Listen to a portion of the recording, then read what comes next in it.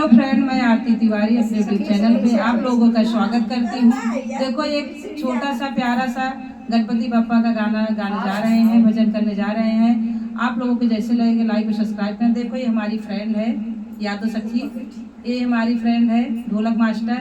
और देखो एक फ्रेंड हमारी जगह नहीं मिला तो सीढ़ी पे जाके बैठ गई है। गजानन महाराज का प्यारा सा गाना है, भजन है। आप लोग ज़्यादा ज़्यादा शेयर करना और कमेंट बॉक्स में बताना हमारी सहेली गाड़ी दो कैसे भजन आप लोगों को लगता है। बोलो गजानन महाराज की जय।